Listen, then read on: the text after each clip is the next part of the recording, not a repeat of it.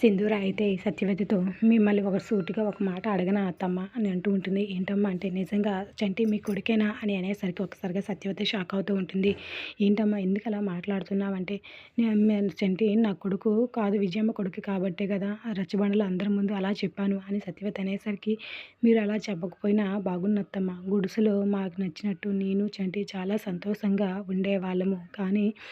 అక్కడికి వెళ్ళిన తర్వాత వాళ్ళు పెట్టిందే తింటూ వాళ్ళు చెప్పినట్టే ఉంటూ మాది కాని జీవితాన్ని మేము అక్కడ గడుపుతున్నాము అని అనేసరికి ఒక్కసారిగా సత్యవతి అయితే షాక్ అవుతూ ఉంటుంది. ఏంటమ్మా నిజంగా మీరు అక్కడ సంతోషంగా లేరా అని అడుగుతూ ఉంటుంది. నిజంగా చంటి వాళ్ళ కొడుకైతే నేను వాళ్ళ కోడలనే కదా, అలాంటప్పుడు నువ్వు ఈ ప్రశ్న నన్ను అడిగేదానివే కాదు, అంటే వాళ్ళ కొడుకు కాదా, అందుకే నువ్వు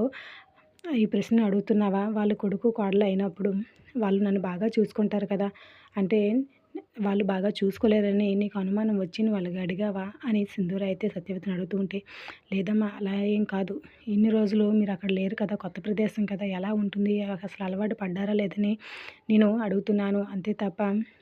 తను విజయమ్మ కొడుకే, అందుకే అందరి ముందు అక్కడ అలా చెప్పాను అంటే, ఏం లేదులే అమ్మ, ఒక బిడ్డను కనిస్తే ఇవన్నీ సర్దుకుంటాయి అంటే బిడ్డని అవును నిజంగా పూజారి గారు కూడా అదే చెప్పారు, ఒక బిడ్డ మీ జీవితంలోకి వస్తే మీ జీవితం బాగుంటుందని, కానీ ఎలా మా మధ్య అసలు మీ బాబు ఆలోచనే చేయటం లేదు అని అంటే, ఏంటమ్మా ఏం మాట్లాడుతున్నావు, మీ ఇద్దరు కలిసిమెలిసి ఉండట్లేదా అంటే, ఏంటి కలిసిమెలిసి ఉండేది అత్తమ్మ, చెప్పాం కదా బంగారు పంజరంలో చిక్కుకున్నామని, మీ బాబుకి అలాంటి ఆలోచనే లేదు అనేసరికి ఇక చంటి అయితే డాక్టర్ని తీసుకుని వస్తూ ఉంటాడు. దాంతో ఇక సింధూర్ అయితే అక్కడితో మాటలు ఆపేస్తూ ఉంటుంది. ఇక్కడ వచ్చిన డాక్టర్ అయితే సత్యవతిని చెక్ చేసి 2 రోజులు మిమ్మల్ని డిశ్చార్జ్ చేస్తాము అని చెప్తూ ఉంటే, అమ్మ నిన్ను తీసుకెళ్ళడానికి మళ్ళీ వస్తానమ్మా అని చంటి చెప్తూ ఉంటాడు. ఇది రోజు ప్రోమో